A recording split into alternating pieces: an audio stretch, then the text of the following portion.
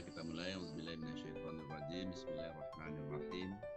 Assalamualaikum warahmatullahi wabarakatuh. Waalaikumsalam Alhamdulillahirrahmanirrahim. warahmatullahi wabarakatuh. Allah telah memberikan Warahmatullahi wabarakatuh. waktu dan kesempatan kepada kita semua dalam waktu yang begitu sempit ya, kita menyelesaikan kuliah pertemuan ke-13 kemarin malam juga, kemudian harinya adalah hari Sabtu karena tanggal merah, kemudian karena kita mau ada libur satu hari ya, karena sudah diberikan kesempatan untuk ujian mulai dari 2 minggu ke depan ya, kita mungkin pilih yang terakhir. Saya sudah buat di e-learning, boleh pilih tanggal 8 atau tanggal 16. Jadi saya kira sebaiknya tanggal 16 ya, karena kita sesi kedua, karena biasanya yang sesi kuliah sesi ketiga dan keempat itu digeser ke minggu kedua. Jadi kita mungkin pilih pertemuan tanggal 16 ya. Tinggal satu kali lagi kita bertemu di tanggal 1. Jadi hari ini saya akan coba masuk kepada materi kita, yaitu tentang manajemen sumber daya manusia. Dan saya kira bisa dilihat di slide-nya. Mungkin kita perbesar.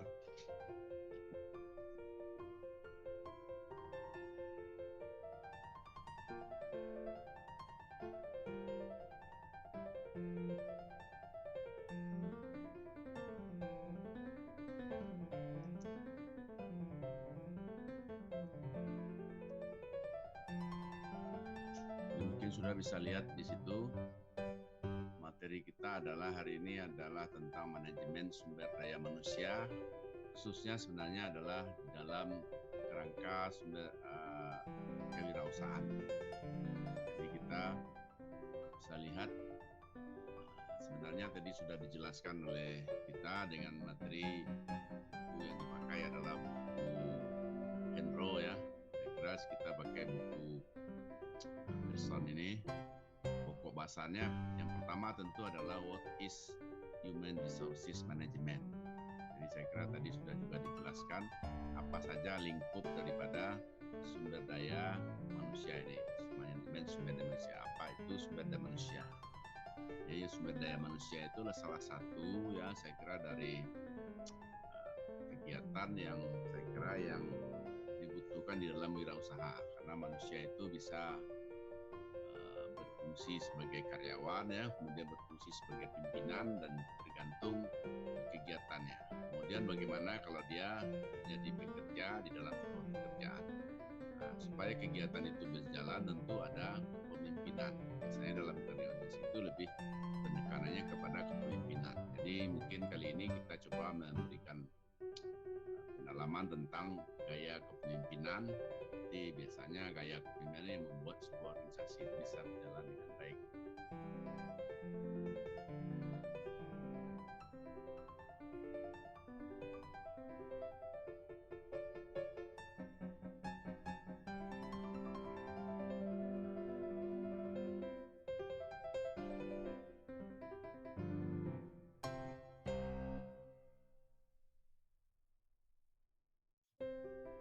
Kemudian adalah kunci bagaimana entrepreneurial. Entrepreneurial itu beda dengan entrepreneurship ya, entrepreneurial. Jadi kita sudah di awal-awal sudah kita lihat, kemudian ini ditekankan kepada kepemimpinan. Kalau kepemimpinan berarti suksesi. Ini yang tadi terekam oleh kita, yang teman-teman yang hadir di slide pertama ya. Saya kira ini sebagai bukti, ada yang buka slide-nya, ada yang tidak. Kemudian yang kedua ini teman yang ada di sesi kedua. Jadi saya kira ini pada pertemuan pertama tadi. Pertama, ketika kita berbicara sumber daya manusia ya, human resources, sumber daya manusia itu tentu adalah fokus utama kita human ya, manusia. Nah, sekarang pertanyaannya manusia itu untuk apa? Tentu pertanyaan yang paling mendasar adalah kenapa manusia itu dilahirkan ke muka bumi? Kalau manusia itu dilahirkan ke muka bumi berarti dia ada misi yang diberikan oleh Allah. Awalnya kita sebenarnya bukanlah di muka bumi ini, tapi karena ada kesalahan dari nenek moyang kita karena yang dilarang. Jadi dosa pertama dari manusia itu adalah karena dia melanggar ketentuan Allah, sehingga kita untuk memperbaikinya kita harus melalui perjalanan panjang merantau oleh Pak Andi Hakim itu disebut dengan Maya Pada, bumi Maya Pada. Jadi artinya kita ini oleh Allah sengaja diciptakan. Jadi kalau kita sengaja diciptakan berarti ada sesuatu tugas kita. Itu salah satu ayat dikatakan wa ma khalaqtul jinna wal ins illa liya'budun. Tidak aku ciptakan manusia dan jin itu hanya untuk mengabdi. Ketika dua makhluk yang mengabdi ini terjadilah dua jalan yang dipilih. Jin saya kira ada kelompoknya yang ingkar namanya iblis. Setan adalah sifatnya, sehingga ini manusia ada yang ikut dengan iblis. Iblis inilah yang merayu Adam karena dia disuruh sujud tidak bisa, akhirnya dia diberikan kesempatan oleh Allah. Ini mereka ada di sekitar kita. Kita tidak bisa melihat dia, tapi kita bisa dilihat dia. Karena itu untuk memulai supaya kita tidak bisa terlihat oleh dia dan tidak bisa dipengaruhi hati kita, pikiran kita. Hari ini kita mulai melihat dengan auzubillahi minasyaitonir rajim atau auzubillahi samii'ul alim minasyaitonir rajim. Sekarang persoalannya manajemen. Manajemen itu bahasa yang lebih terkenal di Indonesia itu sebenarnya mengelola, menangani, atau yang lebih pasnya itu Pak. Saya kira tidak perlu diterjemahkan. Jadi bagaimana mengelola atau memanage, misalnya memanage atau memanage sumber daya manusia itu. Salah satu aspek yang tidak kalah pentingnya untuk dikelola adalah para wirausahawan.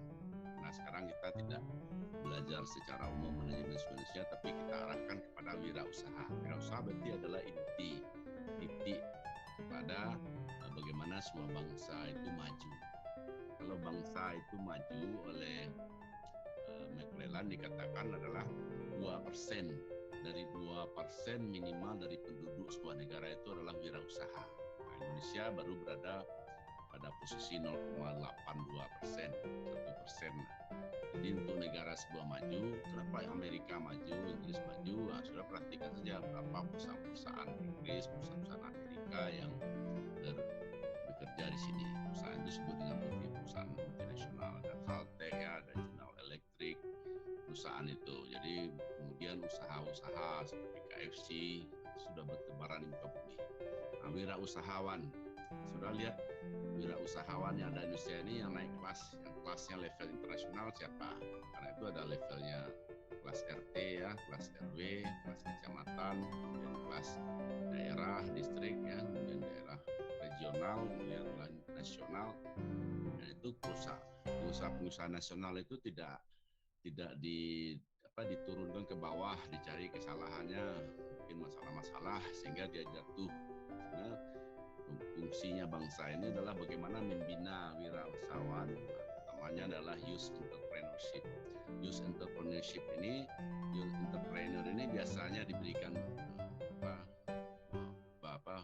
motivasi. Saya kira di level internasional juga, di Amerika juga pernah siapa youth entrepreneur yang berhasil. Nah, entrepreneur itu bisa lihat dari segi wirausahawan muda ya, youth entrepreneur, bisa wirausahawan yang sudah yang sifatnya wanita disebut dengan women entrepreneur ya, kemudian juga usaha keluarga. Umumnya sebagian besar dari usaha-usaha yang menjadi besar ya sudah di Indonesia yang generasi kedua baru Bakri ya, kemudian saya kira sekarang Lim Siliong generasi kedua diteruskan oleh anaknya, kemudian saya kira Budi Sampurna dengan Sampurnanya saya kira baru generasi pertama ya, generasi ketiga. Jadi tidak banyak perusahaan itu bisa berlanjut dengan generasi pertama, generasi kedua, generasi anak, generasi cucu ya, generasi pendiri. Nah, umumnya inilah yang sebenarnya mau dipilih. Nah, bagaimana wirausahaan yang unggul itu sebagai sumber daya manusia yang harus dimiliki oleh sebuah bangsa itu, sehingga bangsa itu bisa memainkan peranannya. Jadi kalau negara sama negara, G2G, itu saya kira hanya melihat dari GDP besarnya sumber daya yang ada, itu barang dan jasa yang dikalikan dengan harga totalnya. Kita beruntung Indonesia karena penduduknya nomor 4 atau 5 dunia, kemudian kemudian kita di dalam bangsa juga nomor 18 masuk di G20 ya, Government 20, kita nomor 18. Targetnya 2035 atau 2050 Indonesia sudah masuk 4 atau 5 besar dunia dari segi pertumbuhan ekonomi GDP. Untuk menguatkan ekonomi itu kita harus membutuhkan manusia yang utuh. Manusia itu salah satunya adalah wirausahawan. Kemudian wirausahaan itu harus didukung oleh karyawan atau manusia-manusia yang menjadi penggerak, motor penggerak dari kegiatan usaha itu sehingga usaha itu berjalan secara profesional. Kalau kita perhatikan di negara-negara maju ya, karena saya pernah di Jepang itu bersama para pemuda, ketika itu saya mengikuti program ada namanya Friendship, International Friendship, jadi artinya pemimpin abad 21, 21st century. Itu saya bergabung bersama pemuda-pemuda di Jepang. Pemuda yang dihadirkan bersama kita adalah pemuda dari yang bekerja di Aiwa, pemuda yang bekerja di Sony, semuanya. Saya lihat mahasiswa pemuda-pemuda di sana yang menjadi karyawan itu tidak ada mikir bagaimana, pokoknya pagi dia berangkat pulang, kemudian dia total bekerja. Jadi pikirannya hanya produktivitas.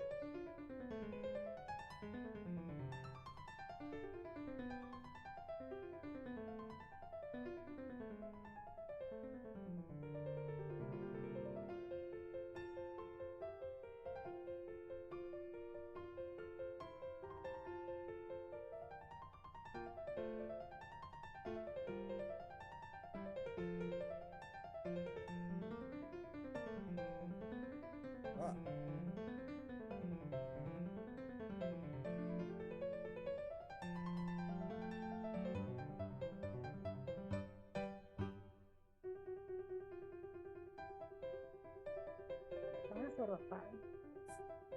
Apa jari kan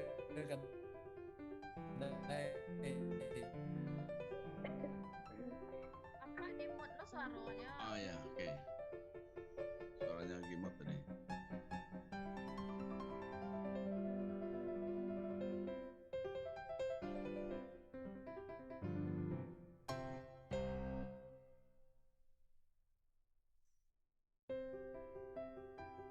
Baiklah, kita lanjutkan ya. Nampaknya ada problem di dalam.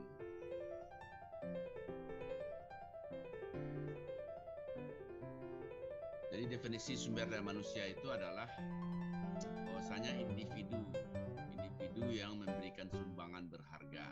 Jadi dibuatkan internetnya tidak stabil. Itu saja yang di hotel kemarin ya. Individu ini, jadi cerita saya tadi adalah orang-orang atau individu para pemuda yang saya temukan di Jepang, jadi Aiwa, di Sony, itu dia hanya cita-citanya tuh nanti bulan Desember saya pergi ke Kanada, lagi saya pergi ke Australia. Jadi tidak ada punya cita-cita pergi ke Indonesia. Malahan mereka itu tidak tahu Indonesia. Saya juga menjadi miris ya.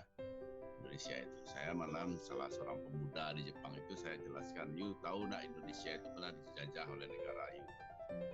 Jadi sebenarnya kita dibawa seperti itu jadi problem kita. Mereka itu tidak dikenalkan. Jadi sumber daya manusia yang ada di sana itu lebih banyak digunakannya untuk tujuannya itu hanya kegiatan produktivitas. Kalau dia ditempatkan di dalam sebuah usaha, bagaimana dia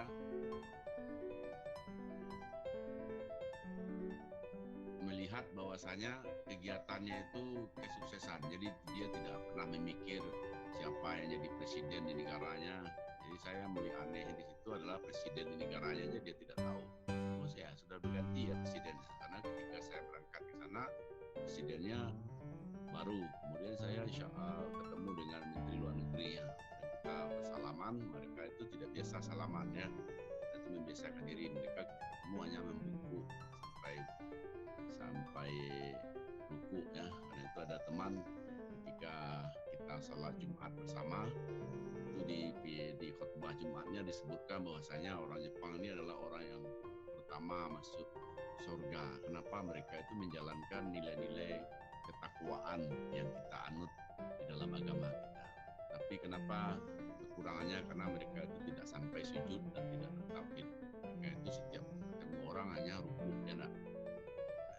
Berarti individu atau karyawan yang ada di sebuah perusahaan besar seperti Aiwa dan Sony yang saya temukan itu, dia tidak pernah memikir bagaimana menjadi bos, menjadi apa. Kenapa? Karena dengan salary kompensasi yang diberikan sama dia sudah cukup dengan penghasilannya, apartemen tempat dia tinggal, kemudian masa depannya, tabungannya, asuransinya sudah lengkap ya untuk kesehatan, sehingga dia cuma mikir kapan dia mau menikah.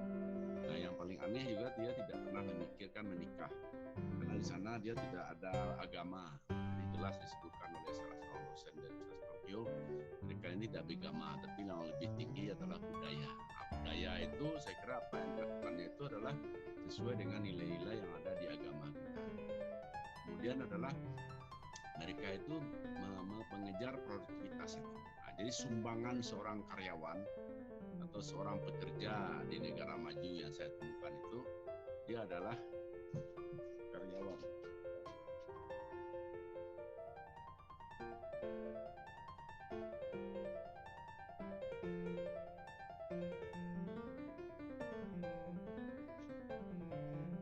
Antaranya low ya, maaf.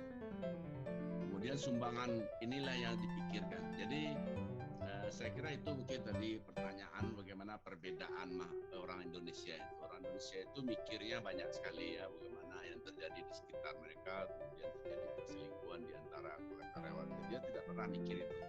Ketika kita diskusi itu, mereka itu tidak pernah memikirkan.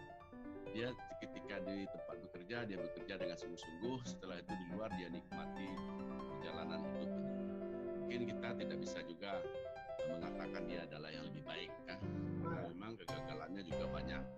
Karena mereka itu kalau gagal dia hanya bunuh diri. Saya kira disediakan pula tempat sebuah jembatan itu tempat bunuh diri. Atau bunuh diri itu disediakan pula di situ telepon umum. Jadi siapa belum bunuh diri dia menelpon dulu apa masalahnya, kenapa dia bunuh diri. Dia ada curhat. Tapi kadang-kadang yang curhat ini coba mengarahkan supaya jangan dia terjun ke sungai di bawah untuk bunuh diri. Nah, jadi saya kira kata kuncinya sumber daya manusia di dalam kewirausahaan itu, kalau posisinya sebagai individu atau apalagi karyawan yang kita sebutkan tadi, ujung dari kejahatan adalah produktivitas. Produktivitas itu adalah posisi yang dipegang oleh mereka yang paling disenangnya. Sekarang kita kembali kepada sumber daya manusia itu. Karena kita membicarakan manajemen sumber daya manusia, manajemen sumber daya manusia disingkat dengan MSDM dalam bahasa Indonesia, atau dalam bahasa Inggris Human Resources Management, itu adalah pemanfaatan individu. Jadi individu itu fokus. Jadi yang kita bicarakan sekarang adalah individu. Kemarin kita bicara tentang organisasi, berarti keterkaitan antara individu satu dengan individu yang lain, saling mempengaruhi, itu terjadi kepemimpinan. Tapi sekarang individu.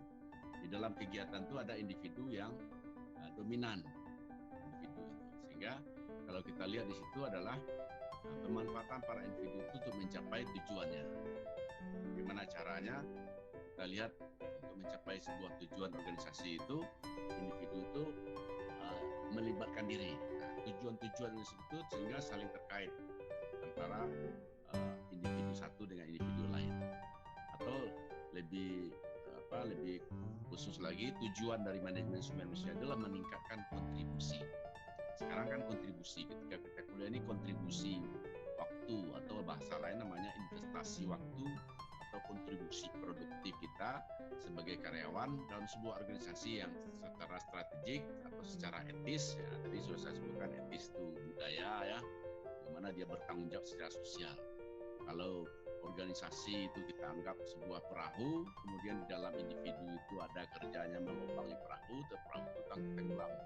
Dan itu sebelumnya kita pernah membicarakan, ada yang mengutil ya, ada yang membawa pulang padahal tidak punya dia. Itu akibatnya organisasi itu akan rugi. Jadi misalnya kalau kita seperti itu, sumber daya manusia juga aset yang harus dikelola secara cermat dan dengan jalan dengan kebutuhan organisasi itu. Kemudian kita lihat dulu secara holistik fungsi dari manajemen sumber daya manusia. skop atau peluangnya pengadaan sumber daya manusia. Ini yang saya kira fungsinya yang kita bicarakan. Pertama pengembangan SDM, jadi pertama adalah rekrutmen. Rekrutmen itu adalah pengadaan. Kemudian adalah pengembangan atau development sumber daya manusia. Kemudian adalah maintenance. Dari segi tiga ini saya kira banyak hal yang kita bicarakan. Fungsi secara operasionalnya adalah bahwasanya pengadaan itu bisa perencanaan sumber daya manusia, bisa merekrutmen atau menarik sumber daya manusia, bisa menseleksi sumber daya manusia itu, bisa menempatkan dia, kemudian juga memberikan bekal tadi. Saya kira hiring atau training tadi ya. Kemudian dalam pengembangan sumber daya manusia itu fungsinya adalah mengembangkan, karena orang itu bersifat pengembangan ya, pengembangan itu develop. Saya kira develop itu bahasa lainnya juga change, ya, berubah. Jadi orang kalau berkembang atau bertumbuh dengan baik, berkembang, itu harus diberikan bekal. Salah satu bekalnya adalah diklat ya, atau training, pelatihan, atau diklat bahasanya kita ada training. Training itu ada pusat trainingnya, kemudian ada job-job yang harus, artinya pengembangan karir. Karir itu adalah ada taki, kalau dia menguasai sebesar ini dia akan naik. Sekarang di Indonesia tidak lagi sifatnya struktur organisasi itu tidak sifat hierarki begitu, tapi orang lebih kepada fungsional, sehingga meja-meja yang ada di apapun itu dibuat menghadap ke masing-masing dan tidak ada struktur. Jadi biasanya kalau kepala departemen itu menghadap ke anak buahnya seperti kelas ya. Sekarang tidak, orang menghadapi semua bulat saja, semua duduk di bagian masing-masing, sehingga pencapaiannya sesuai dengan berapa skor yang dia miliki. Misalnya ketika dia datang ke kantor ada skor pencapaian-pencapaian, sehingga nanti skor itu kalau ada apa namanya KUM ya, yang harus dikumpulkan. Jadi kinerja orang ada ukuran. Saya kira ini mungkin ditanyakan oleh Pak Mansah tadi, bahwasanya untuk pengembangan karir itu harus ada pembekalan kinerja, itu ukuran-ukuran kinerja. Misalnya pendidikan di bidang Indonesia ini orang selalu mengukur kinerja atau performa. Kinerja itu banyak hal menjadi faktor inputnya. Kemudian ketika dia sudah mulai berkembang, kita harus mulai melihara. Bagaimana cara memelihara supaya dia tidak keluar ya? Mungkin kalau saudara lihat sebuah penelitian itu biasanya sudah ada 10 perguruan tinggi besar di Indonesia itu biasanya yang menonjol itu adalah UGM ya, UI sama IPB. Kalau tamat IPB itu orangnya sering berpindah-pindah. Jadi dia seenaknya saja berpindah dari perusahaan satu ke perusahaan lain. Kenapa? Karena terlalu ego sektoral atau individualistis yang sangat tinggi itu membuat mereka ingin menimbang kompensasi. Siapa yang bisa membayar lebih tinggi dia berpindah. Nah, biasanya SDM yang baik itu dari Bogor ya, di IPB, dia selalu mengembang karir di sana. Setelah sekali masuk dia tidak keluar lagi.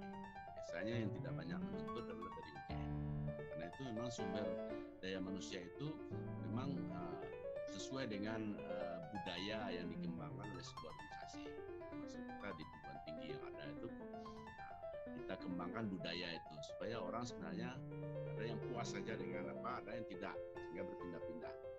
Memelihara sumber daya manusia ini sangat sulit, harus melakukan kompensasi yang baik ya, melakukan integrasi penyatuan di ran satu dengan yang lain, kemudian melakukan hubungan buruh ya, kemudian ada PHK.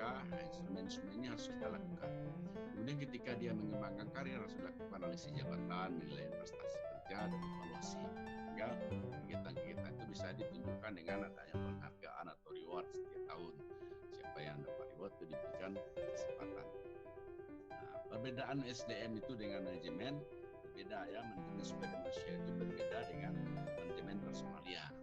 Beda, karena kemarin kita bicara tentang sektor produksi, kemudian ini sektor manusianya. Manusia itu ada yang sifatnya personalia.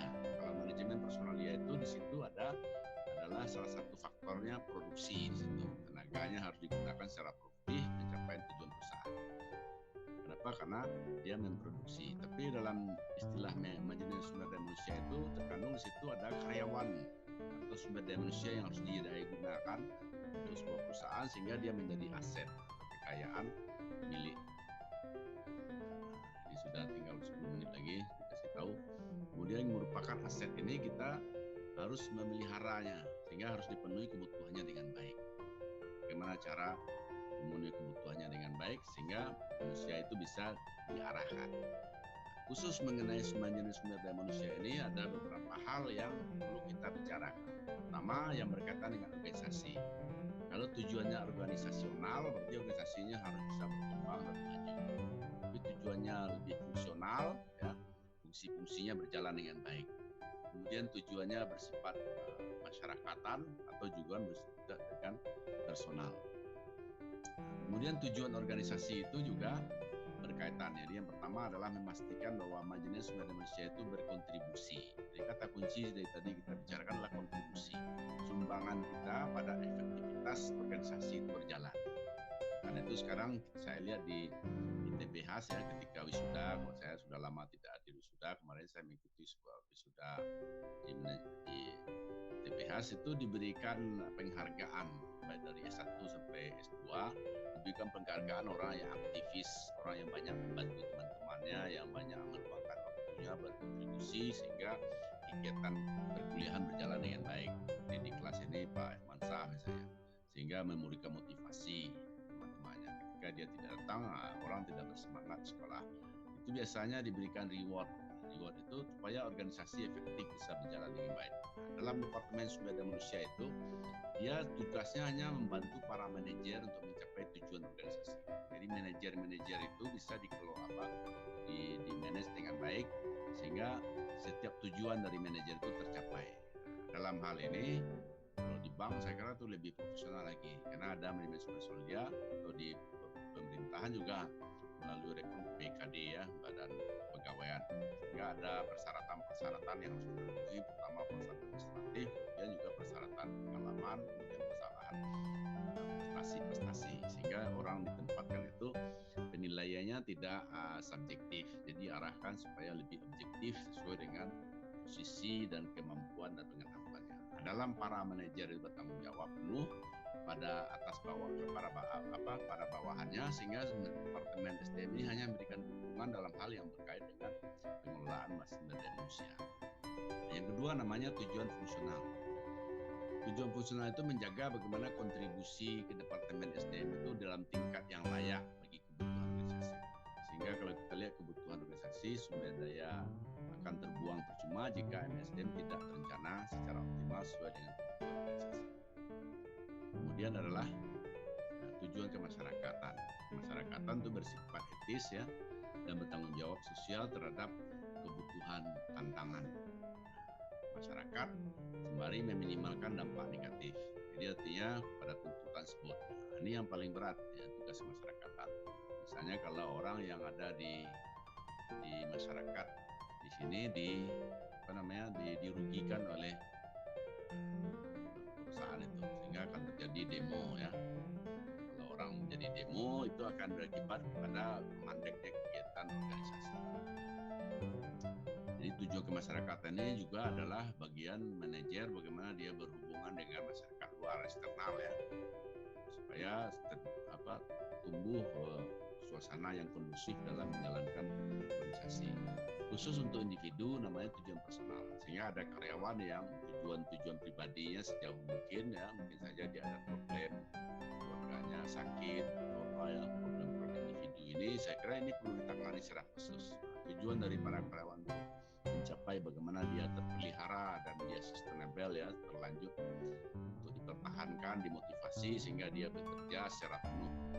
Kalau saya perhatikan di Jepang itu orang itu tidak ada mikir karena memang dia keluarganya kecil ya, karena saya temukan itu 1,2 ketika itu rata-rata orang Jepang, jadi paling tinggi anaknya 2, hanya satu kawan saya punya anaknya 4 ya, dia petani, jadi itu yang kaya itu adalah petani, kayak mobilnya 17 buah sama area pertaniannya sama dengan kalau kita ke Danau Singkara itu di pinggir Danau Singkara itu sampai ke puncak itu satu orang aja punya.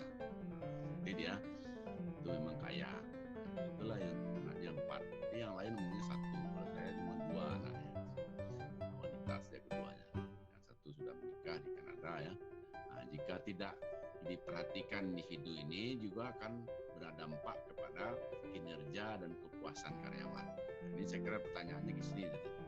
Orang biasa menilai sebuah organisasi itu sering kepada kinerja, kemudian kepuasan ya karyawan itu bekerja, sehingga karyawan itu kan menjadi loyal di dalam menjalankan usahanya, sehingga dia tidak mau meninggalkan organisasi atau tidak meminta pensiun dini. Kemudian dalam fungsi SDM itu menurut Werther dan Davis itu ada persiapan dan seleksi.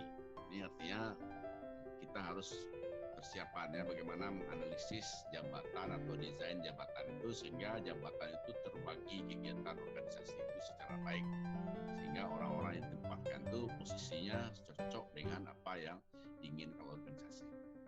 Ini termasuk juga adalah perencanaan sumber daya manusia, kemudian rekrutmen dan seleksi. Nah, dalam pengembangan dan evaluasi kita memberikan orientasi ya, penempatan dan PHK, pelatihan dan pengembangan, training and develop ya, kemudian adalah perencanaan karir dan penilaian kinerja. Fungsi-fungsi dari organisasi itu juga berkait dengan kompensasi dan proteksi ya.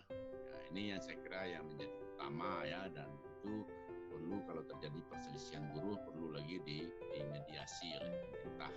Nah, itu di sini Departemen Tenaga Kerja atau Kementerian Tenaga Kerja juga memikirkan ini, upah dan gaji. Ini yang ditanyakan kemarin, kenapa upah itu dibuat upah minimum regional? Karena upah itu cenderung si pengusaha menekan karyawan sehingga upahnya direndahkan, sehingga upah minimum itu ditekan oleh pemerintah harus upahnya sekian. Nah, kalau ongkos angkutan udara itu ditetapkan minimum juga, jadi kalau enggak upah itu tinggi saja, jadi tidak terkendali. Sehingga kalau kegiatan-kegiatan yang bersifat publik, mungkin kita tidak membicarakannya organisasi yang sifat publik, ya, atau pemerintah itu ikut intervensi, buat aturan atau regulasi supaya kedua belah pihak terjadi keseimbangan. Jadi tidak ada yang satu menekan yang lain. Jadi terjadilah seiring. Dulu orang untuk mengangkat pengusaha kecil itu dengan sistem bapak angkat dan anak angkat, itu tidak terjadi. Itu dilakukan oleh Pak Harto. Saya masih ingat ketika itu pakai baju batik, semua perusahaan nasional itu dibawa oleh Pak Harto ke Tapos, diceritakan bagaimana sapinya gemuk, Pak Harto lebih senang dengan petaninya karena dia punya peternakan, sehingga kita dialog dengan petaninya sangat senang sekali. Sehingga caranya Pak Harto memimpin itu adalah petani itu bergairah dan punya posisi di tengah negara ini, karena orang yang paling dihormati di bangsa ini adalah para petani. Kita bisa bayangkan kalau petani itu tidak turun ke sawah, dia tidak semangat untuk pergi ke sawah, berarti kita akan impor beras terus. Walaupun hari ini seperti sekarang kita tetap impor. Nah, dengan caranya begitu Pak Harto sungguh-sungguh, sehingga dia berhasil ya membawa bangsa ini dari negara pengimpor beras terbesar menjadi negara swasembada pangan. Sehingga diberikan penghargaan Pak Harto bisa berpidato. Jadi Pak Harto adalah masa lalu, tapi kita tetap juga mengingat apa yang telah dilakukannya. Nah, ketika kesepakatan itu dibuat, nah ini tidak terjadi ya. Malahan saya masih ingat tuh Siliong orang tuanya siapa itu yang ngomong 1-2% akan memberikan keuntungannya kepada pengembangan UKM.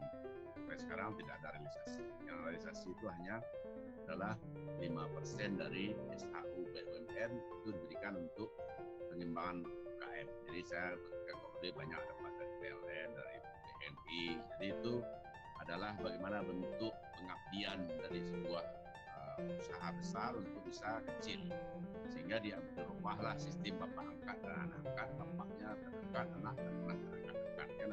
Akhirnya buat dulu sistem partnership, mitra, di hubungan antara mitra. Nah, kalau kita lihat kompensasi dan proteksi ini juga upah gaji tunjangan itu berkait dengan layanan. Nah, saya kira karena waktu tinggal beberapa menit lagi, saya kira saya tutup sampai di sini ya. Hubungan karyawan dengan publik juga begitu. Mungkin setelah ini kita mudah-mudahan internetnya bisa kita lanjut. Saya sudah dengan banyak maaf. Wassalamualaikum warahmatullahi wabarakatuh. Waalaikumsalam warahmatullahi wabarakatuh.